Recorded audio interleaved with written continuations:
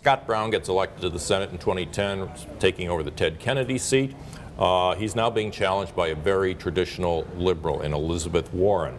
Now, Elizabeth Warren seems to be getting a little bit hung up on liberal orthodoxy, and the issue currently is whether she ever claimed to be a Native American, which we used to call an Indian. How has this happened? Yeah, this is just an extraordinary story, Dan. So the Boston Herald last week broke this story that Miss Warren was listed in, basically it was sort of the law school handbook from 1986 to 1995. It includes her time at the University of Pennsylvania and the University of Texas as a Native American. Harvard Law also held her up as this paragon of diversity in 1996. And diversity matters in these circles.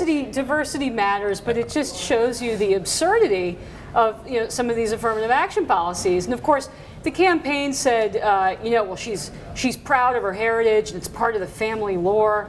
And they're working to prove that she's a descendant of the Delaware and Cherokee tribes. Well, I'm sorry, but just look at Elizabeth Warren. It's absolutely absurd to claim this. But there's a larger story here, Dan, and that's one of hypocrisy. She's claiming these rights and privileges that she says she's entitled to, but isn't. She wants to raise taxes on the rich, but she is fairly wealthy herself. She's painting herself as this sort of, upholder and champion of the poor, but she's hobnobbing with the liberal elites. So this is just the latest story in a campaign that I think is riddled with quite a bit of hypocrisy. Yeah, well, apparently they've gotten to the point where they're arguing over who is more middle class, right?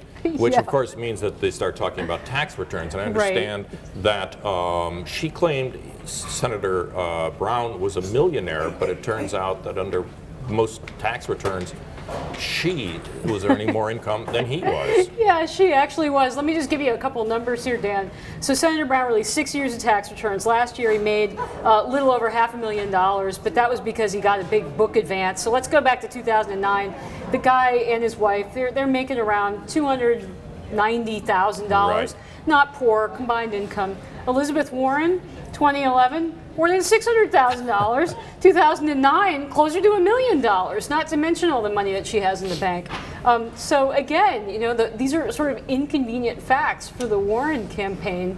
And again, it goes back to this theme of kind of liberal hypocrisy. We're on your side, we're all for you, but actually we're not really one of you. And as a final element, now in reaction to the Native American charge, they say that Senator Brown is attacking her because she's a qualified woman, and why doesn't he back off? Just go away. It's extraordinary. Just very briefly, while we have time, just on the tax issue, by the way, on this hypocrisy theme real quick, Ms. Warren had the opportunity to pay more state income tax. You can do that in Massachusetts, and guess what?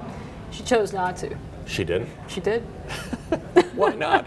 If you you teach at Harvard Law School, you're obligated to pay more taxes. Obligated to pay more taxes, but apparently didn't. And the minority flap continues, and I would expect more from this very, very lively and very interesting campaign. All right, thanks, Dan. Mary. Thank you.